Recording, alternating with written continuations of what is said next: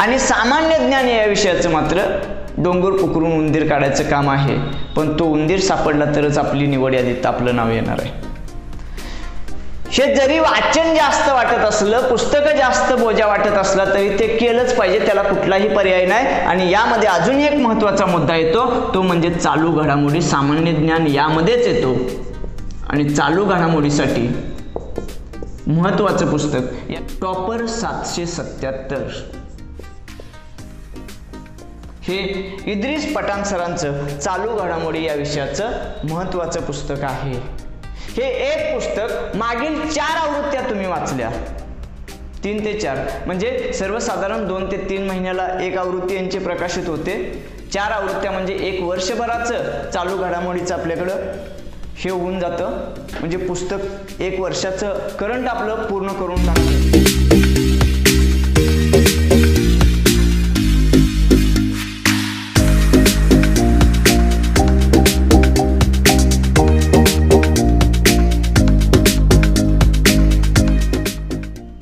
नमस्कार विद्यार्थी मित्रांनो, महा टेस्ट सिरीज यूट्यूब चॅनलमध्ये आपलं स्वागत आहे. आपण आज एका वेगळ्या विषयावरती चर्चा करणार आहोत. पोलीस भरतीसाठी कोणकोणती पुस्तके वापरली पाहिजेत, कोणत्या पुस्तकांमध्ये कोणते संदर्भ दिलेले आहेत, त्याचं विश्लेषण कसं केलेलं आहे त्याबाबत आपण चर्चा करणार आहोत. बऱ्याच विद्यार्थ्यांची मागणी आहे की पोलीस भरतीसाठी कोणती पुस्तकं पाहिजेत, काय वाचायला पाहिजे. आपण पोलीस भरतीसाठी किंवा कोणतीही परीक्षा देत असताना त्यामध्ये कोणत्या प्रकारचे प्रश्न येतात, कोणते प्रश्न येतात, अभ्यासक्रम काय असतो त्याला अनुसरून जर पुस्तकं वापरलीत तर आपण लवकरात लवकर यश मिळवू शकतो. आणि हे यश मिळवण्यासाठी आज आपण संदर्भ पुस्तकांची यादी देत आहोत. तर बघूया पहिल्यांदा पोलीस भरतीसाठी कोणकोणते विषय आहेत. पहिला महत्त्वाचा विषय येतो तो म्हणजे मराठी.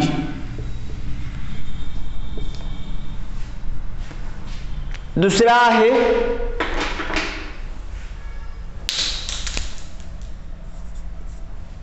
तो म्हणजे अंकगणित.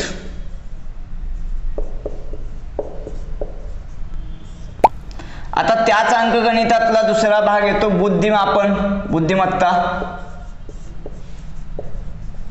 अंकगणित आणि बुद्धिमत्ता मिळून सर्वसाधारण प्रश्नांची संख्या जास्त येते, म्हणजे सर्वात जास्त वेटेज आलं असतं 50च्या जवळपास.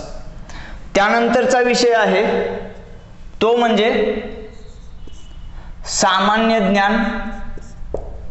याच्यामध्ये सर्व विषयातील प्रश्न येतात. भाषा विषय आणि गणित बुद्धिमत्ता सोडले तर इतिहास, भूगोल, विज्ञान, राज्यशास्त्र, अर्थशास्त्र, चालू घडामोडी आणि आंतरराष्ट्रीय, त्यानंतर राष्ट्रीय, महाराष्ट्र यांच्यातील दिनविशेष, पुस्तक आणि लेखक या संदर्भातील प्रश्न हे सामान्य ज्ञानाशी निगडीत असतात.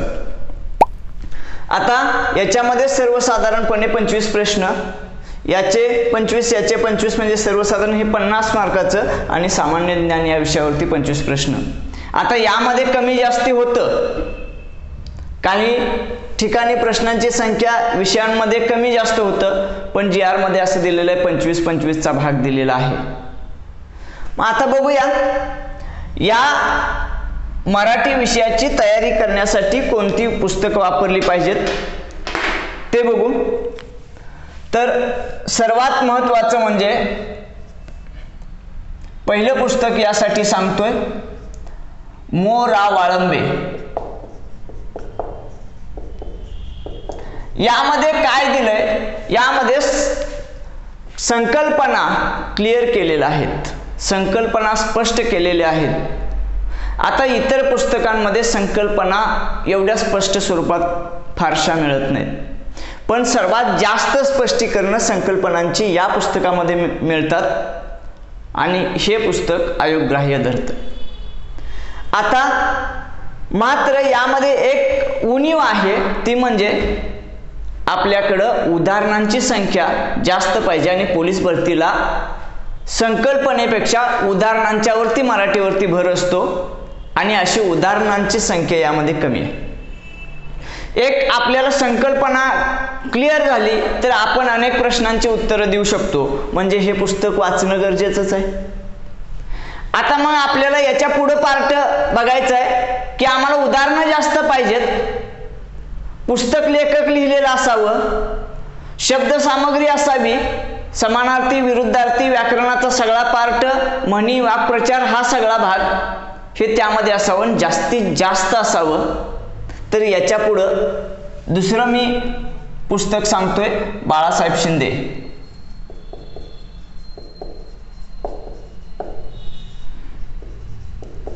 यांचं पुस्तक आहे. आता यामध्येही स्पष्टीकरण अगदी कमी भाषेमध्ये आणि उदाहरणं देण्याचा प्रयत्न केलाय आणि आजपर्यंत आयोगाने विचारलेल्या प्रश्नांची संख्या आधीमध्ये समाविष्ट करण्याचा प्रयत्न केलाय. पण एवढ्यावर थांबून चालणार नाही, कारण इथं आपल्याला 25 मार्क्स आहेत. तर अजून पुढचं पुस्तक सांगतो की ज्यामध्ये सर्वात जास्त उदाहरणं आहेत, डॉक्टर आशालता गुट्टे मॅडम.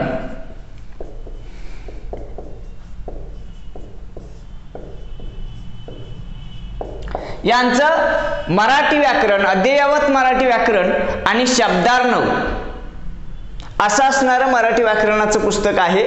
त्यामध्ये सर्वात जास्त उदाहरणं दिलीत. मी असं म्हणेन, पोलीस भरतीच्या मुलांना मराठीची 3 पुस्तकं वाचलीच पाहिजेत का? किंवा बरेच जण असे प्रश्न, 3 पुस्तकं एका विषयाची, मग आम्ही वाचणार कधी, ते लक्षात ठेवणार कधी? हे 3ही पुस्तकं बघा, किंवा अजून काही प्रकाशनाची तुम्हाला वाटेल ती मिळतील ती बघा, आणि त्यामधील जी भाषा तुम्हाला जास्तीत जास्त सोपी वाटेल, तुम्हाला ॲक्सेप्ट करणारं आणि जास्त उदाहरणं असणारं असं पुस्तक तुम्ही खरेदी करू शकता आणि 3ही वापरली तर अगदीच बेस्ट. म्हणजे हे मराठीचं झालं. याच्या व्यतिरिक्त अजून कोणत्याही प्रकाशनाचं तुम्ही वापरू शकता, पण जे वाचाल ते परफेक्ट करा. ते लक्षात ठेवण्यासारखं असावं, लक्षात राहिलंच पाहिजे, तरच मार्क्स मिळतात. आपल्याला गुण मिळवायसाठी आपण वाचायला लागतंय आणि वाचल्यानंतर ते लक्षात राहिलं पाहिजे आणि लक्षात राहिलेलं आपल्या उत्तरपत्रिकेमध्ये उतरायला पाहिजे, तर आपल्याला गुण मिळतात. त्या दृष्टीनं आपण अभ्यास करायचा आहे. ही 3 पुस्तकं मी वाचाच असं सांगतोय, पण अगदीच काय जमत नाही, वेळ मिळत नाही असं असेल तर किमान एक तरी यातलं पुस्तक वाचलंच पाहिजे, किंवा याच्यापेक्षा वेगळ्या प्रकाशनाचंही वाचलं तरी चालतं. फक्त ती पुस्तकं दर्जेदार असावीत आणि आपल्याला गुण देण्यासारखी असावीत, म्हणजे जास्ती उदाहरणं असावीत आणि संकल्पना दिलेल्या असावीत. आता त्यानंतरचा दुसरा मुद्दा, अंकगणित. अंकगणितासाठी मी पहिलं पुस्तक सांगतोय, एक सतीश वसे सरांचं. सतीश वसे या पुस्तकामध्ये अंकगणित कशा प्रकारे दिलंय, अगदीच काहीही गणित येत नाही अशा पोरालाही समजावं. कारण टॉपिकची सुरुवात, प्रत्येक प्रकरणाची सुरुवात अगदी सोप्या सोप्या गणितांनी, एकदम 1-2 पायऱ्यामध्ये सुटतील अशा गणितांनी सुरुवात केलेली आहे. त्यानंतर त्याच्या पुढची स्टेपची उदाहरणं दिलेली आहेत, 2-3 स्टेप असणारे, त्यानंतर मोठी, त्यानंतर मोठी, म्हणजे चढत्या क्रमानं अवघड अवघड अवघड करत तो टॉपिक नेलाय. आणि सुरुवातीच्या स्टेप समजल्यामुळं आपोआप त्याच्या पुढच्या स्टेप समजायला लागतात, त्याच्या पुढची स्टेप समजायला लागते आणि हळूहळू आपल्याला ते गणित सुटायला लागतं, म्हणजे अवघड गणितं सुद्धा सोपी वाटायला लागतात. हे असं असणारं त्यांचं सतीश वसे सरांचं फास्ट ट्रॅक हे पुस्तक आहे, ते चांगलं आहे. म्हणजे ज्याला गणित येत नाही त्यालाही शिकायला बरं आहे, आणि टॉप लेवलचा आहे त्यालाही अवघड प्रकारची उदाहरणं दिलेली आहेत. त्यानंतर दुसरं मी पुस्तक सांगेन, अजय चव्हाण सरांचं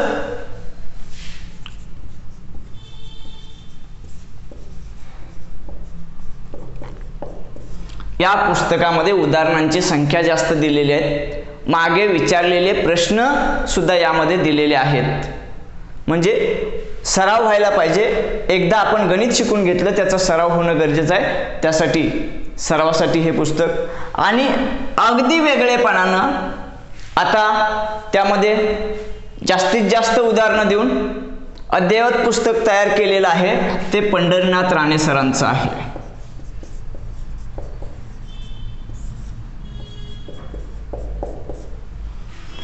ही 3 पुस्तकं आहेतच. त्याचबरोबर अजून कोणती तुम्हाला जी आवडतील ती पुस्तकं वापरू शकता, पण दर्जेदार पुस्तकं असावीत ही काळजी घ्या. यापैकी अगदीच काही जमलं नाही त्यातलं एक तरी पुस्तक कंप्लीट तुम्ही सोडवून काढलंच पाहिजे, कारण 12 ते 13 प्रश्न या अंकगणिताचे असतील आणि 12-13 प्रश्न बुद्धिमत्तेवरचे असतील. त्यानंतर पुढचा जो आहे बुद्धिमत्ता, बुद्धिमत्तेवरती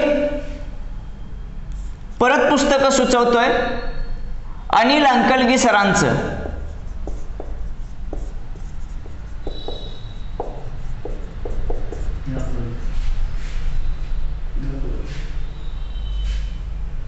आणि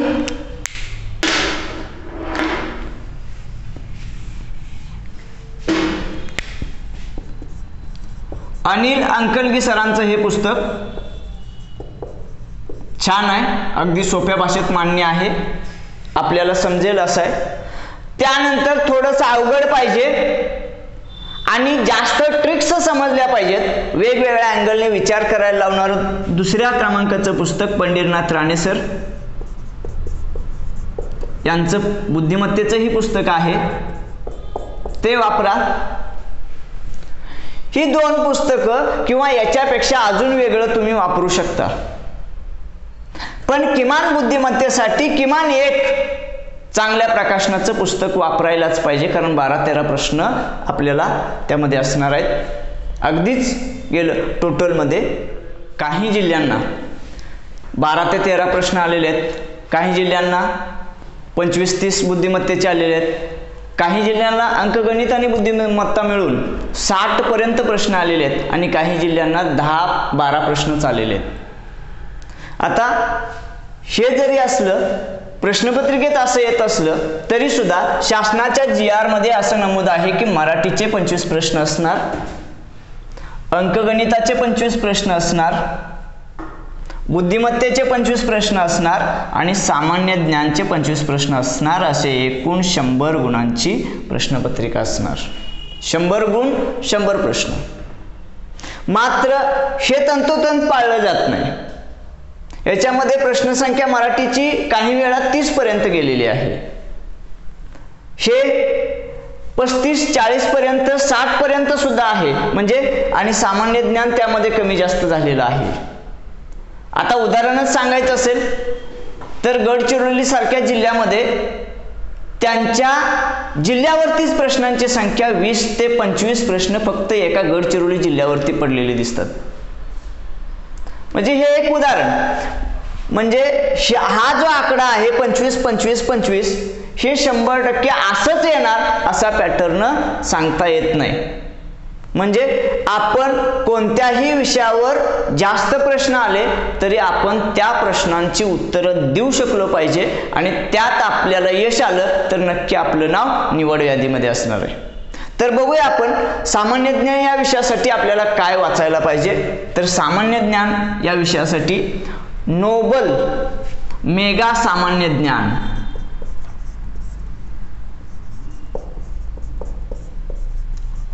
सामान्य ज्ञान नावाचं पुस्तक छान आहे. त्याच्यामध्ये विश्लेषण पण चांगली दिलेली आहेत, मागचे प्रश्न पण ऍड केलेले आहेत आणि चार्ट करून छोट्या छोट्या भाषेमध्ये अगदी समजण्यासारखं चांगलं दिलेलं आहे. आता त्यानंतर दुसरं जे आहे सामान्य ज्ञान या विषयावरचं एकनाथ तात्यांचा ठोकळा,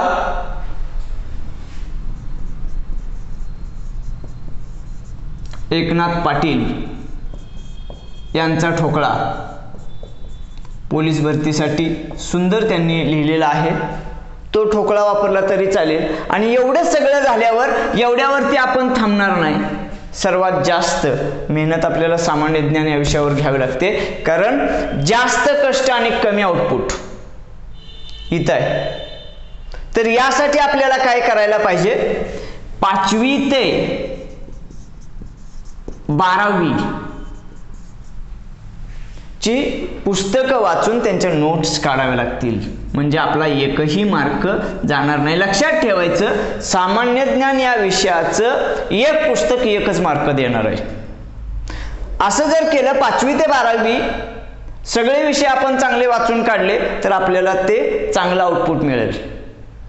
पण अगदीच जमत नसेल तर या 2 ठोकळ्यांच्या वरती भर द्या, किंवा याच्यापेक्षा जास्त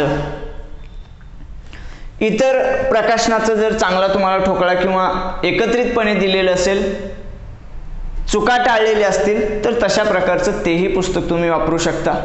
आता फक्त हे वाचन पुरेसं आहे का? नाही, कारण 1.5 तासामध्ये 100 प्रश्नांचा सराव होणं गरजेचं आहे. 1.5 तासामध्ये 100 प्रश्न सुटले पाहिजेत आणि ते बरोबर येणं गरजेचं आहे. बरोबर आले तरच, फक्त सुटून पण उपयोग नाही. आणि बरोबर सोडवले, काही प्रश्न सोडवायचे राहिले, येत होते पण वेळ पुरला नाही, कोणतीही सबब चालत नाही. त्या 100 गुणांच्या मध्ये तुम्हाला किती गुण आहेत हे महत्वाचं आहे. म्हणजे 1.5 तास बरोबर वेळ लावून दररोज 2 प्रश्नपत्रिका सोडवणं गरजेचं आहे. आता असा असणारा प्रश्नपत्रिकांचा सराव प्रश्नसंच पण आहेत या सर्वांच्या वरती. आज पर्यंत आलेले गेल्या 2 वर्षाचे किंवा 3 वर्षात प्रश्नपत्रिका ज्या प्रत्येक जिल्ह्याला महाराष्ट्रात आलेल्या आहेत, SRPF ला आलेल्या असतील, किंवा जे काय आलेलं आहे, ज्या प्रश्नपत्रिका आहेत त्यांची विश्लेषणासहित पुस्तक आपल्याकडे तयार मिळतात. मग युनिक अकॅडमीचं दत्ता घोरपडे सरांचा असू द्या, सिद्धेश्वर हाडबे सरांचा असू द्या, किंवा आणि कुणाचंही, म्हणजे प्रश्नसंच सोडवणं गरजेचं आहे. पाठीमागं आलेले म्हणजे प्रत्येक जिल्ह्यानं किंवा कोणत्याही गटानं विचारलेले पोलीस भरतीसाठीचा प्रश्नसंच आहे.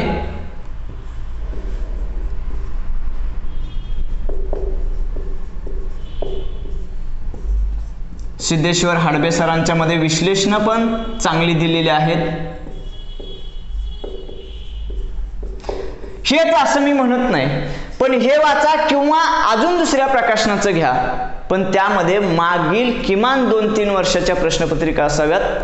आणि सर्वसाधारण एका वर्षामध्ये आपल्या महाराष्ट्रातल्या पोलीस भरतीचा विचार केला तर 55 प्रश्नपत्रिका होतात. अगदी काही वेळेला कमी होतं, ते 50 ते 55च्या दरम्यान आकडा राहतो सर्व जिल्ह्यांच्या.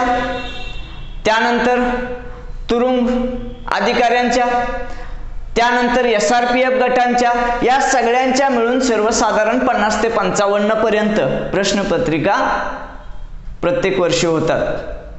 मग 2017-18च्या 16 पासून 16, 17, 18 या 3 वर्षाच्या जर विचार केल्या तर 165 पर्यंत प्रश्नपत्रिकांची संख्या जाईल. मिनिमम 150 तरी मिळतीलच. मग त्यांची उत्तरं आणि विश्लेषण दिलेली असतात. त्या अगोदर तुम्ही ती प्रश्नपत्रिका वेळ लावून सोडवा आणि सोडवून झाल्यानंतर जे माझं चुकलंय ते प्रश्न बघा. माझं बरोबर आहे त्याच्याकडं थोडंसं बाजू मारा, कारण आपल्याला असं असतं की जे येतं त्यावरती जास्त भर देणार, जे येत नाही त्याच्यावरती भर देणं गरजेचं आहे. जे येतंय त्याच्यावर फक्त लक्ष ठेवायचं, ते विसरू नये याचं. जे येत नाही त्याच्यावरती चांगलं कॉन्सन्ट्रेशन करणं गरजेचं आहे, की ज्यामुळं जे येत नाही त्यामधील मार्क्स मिळाले पाहिजेत. म्हणजे एक प्रश्नपत्रिका सोडवली, मी चेक केली, समजा माझे 70 बरोबर आले आणि 30 चुकले, तर जे काही 30 चुकले ते का चुकले, कसे चुकले त्याची उत्तरं शोधून काढा. हे एका प्रश्नपत्रिकेचं झालं. दुसऱ्या पण प्रश्नपत्रिकेचं असंच करा आणि जे चुकलेलं आहे त्याच्याशी रिलेटेड असणारा टॉपिक वाचायचा. समजा मराठीमधला समास या टॉपिक मधलं एखादा प्रश्न माझा चुकलाय तर मोरावळिंबे काढा, समास वाचून घ्या. यामधलं बाळासाहेब शिंदे, आशालता गुट्टे किंवा जे तुमच्याकडे पुस्तक आहे ते मराठीचं काढा आणि ज्या टॉपिक मधला माझा प्रश्न चुकलाय तो टॉपिक परफेक्ट करून घ्या. आणि तो टॉपिक परफेक्ट झाला की तुम्हाला जे येत नव्हतं ते यायला लागलं, जे येत होतं ते येतच, जे येत नाही ते यायला लागलं, हे महत्वाचं. अंकगणिताचं तसंच करा. अंकगणितातले जे प्रश्न चुकलेत तो सोडवून घ्या घ्या आणि त्याच्याशी रिलेटेड असणारा या तुमच्याकडे जे अंकगणिताचं पुस्तक आहे ते घ्या आणि त्यामध्ये तो टॉपिक पूर्ण कंप्लीट करून टाका. बुद्धिमत्तेचंही तसंच करा. आणि सामान्य ज्ञान या विषयाचं मात्र डोंगर पुकरून उंदीर काढायचं काम आहे, पण तो उंदीर सापडला तरच आपली निवड यादीत आपलं नाव येणार आहे. हे जरी वाचन जास्त वाटत असलं, पुस्तकं जास्त बोजा वाटत असला तरी ते केलंच पाहिजे, त्याला कुठलाही पर्याय नाही. आणि यामध्ये अजून एक महत्त्वाचा मुद्दा येतो, तो म्हणजे चालू घडामोडी. सामान्य ज्ञान यामध्येच येतो आणि चालू घडामोडीसाठी महत्त्वाचं पुस्तक टॉपर 777 हे इद्रिस पठाण सरांचं चालू घडामोडी या विषयाचं महत्त्वाचं पुस्तक आहे. हे एक पुस्तक मागील 4 आवृत्त्या तुम्ही वाचल्या, 3 ते 4 म्हणजे सर्वसाधारण 2 ते 3 महिन्याला एक आवृत्ती यांची प्रकाशित होते. 4 आवृत्त्या म्हणजे 1 वर्षभराचं चालू घडामोडीचं आपल्याकडं हे होऊन जातं. म्हणजे पुस्तक 1 वर्षाचं करंट आपलं पूर्ण करून टाकतं.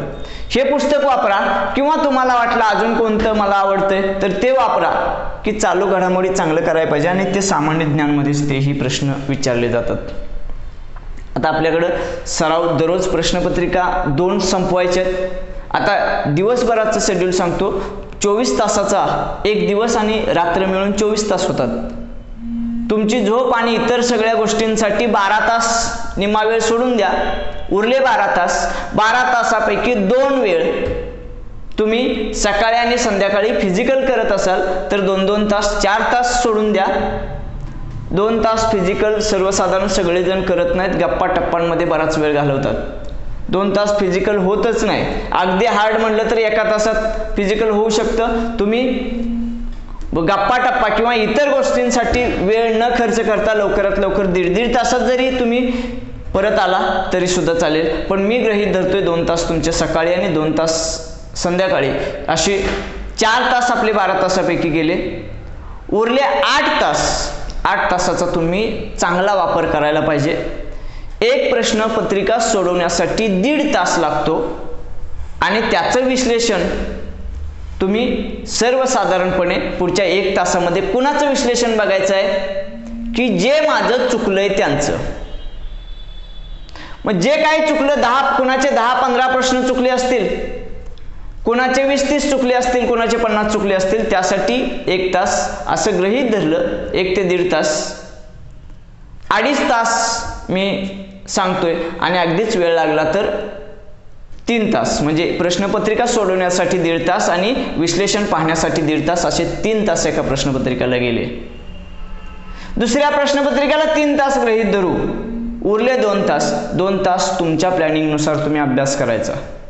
म्हणजे प्रश्नपत्रिका सोडवणं आणि त्याची विश्लेषण बघणं हा अभ्यासच आहे आणि ते तर मार्क्स वाढतातच. पण उरलेले 2 तास सुद्धा तुम्ही चांगला अभ्यास करायला पाहिजे.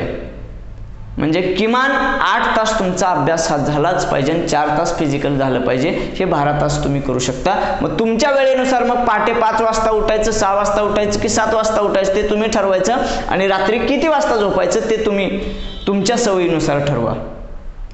कारण पहाटेची वेळ सांगितली तर काही जण पहाटे लवकर उठत नाहीत पण रात्री उशिरापर्यंत जागतात. काहींना रात्री लवकर झोपायची सवय असते, पहाटे लवकर उठायची सवय असते.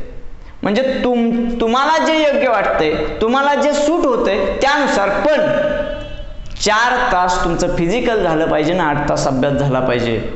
आणि अभ्यास प्रश्नपत्रिका सोडवणे हा सुद्धा अभ्यासच आहे. काही जण म्हणतील प्रश्नपत्रिका सोडवण्यात आणि त्याचं विश्लेषण बघण्यातच वेळ जातोय. जाऊ द्या ना, तो अभ्यासच आहे.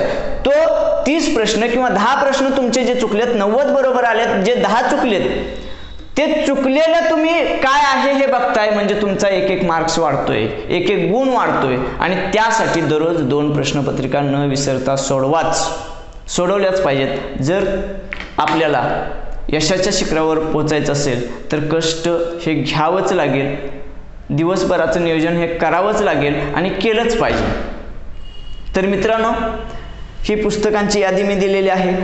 यापेक्षा वेगळं आणि तुम्हाला प्रत्येक विषयामध्ये वेगवेगळं वाचावंसं वाटलं तरी वाचू शकता.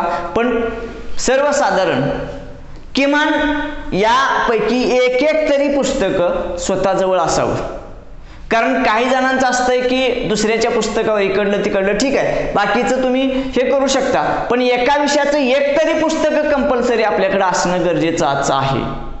जर आपल्याला पोलीस भरतीच्या निवड यादीमध्ये आपलं नाव यावं असं वाटत असेल तर नक्की एक एक पुस्तक तरी एका विषयाचं चांगलं वाचून काढा, त्याचे रिव्हिजन करा आणि मग दुसरं त्याच विषयाचं दुसरं पुस्तक सुद्धा खरेदी करू शकता. तर मित्रांनो, या पुस्तक यादीचा विचार करून जास्तीत जास्त अभ्यास करा. पुस्तकं आणून ठेवली म्हणजे अभ्यास झाला नाही. पुस्तकं आणल्यानंतर तो अभ्यास करायला पाहिजे, ती वाचायला पाहिजे, तिची रिव्हिजन करायला पाहिजे आणि एक एक गुण वाढवण्यासाठी ते लक्षात ठेवायला पाहिजे. तर मित्रांनो, आज आपण पोलीस भरतीमध्ये निवड होण्यासाठी कोणती पुस्तकं वापरावीत या विषयावर आपण चर्चा केलेली आहेत. तर भेटूया पुढच्या लेक्चरमध्ये, तोपर्यंत थांबूया. धन्यवाद.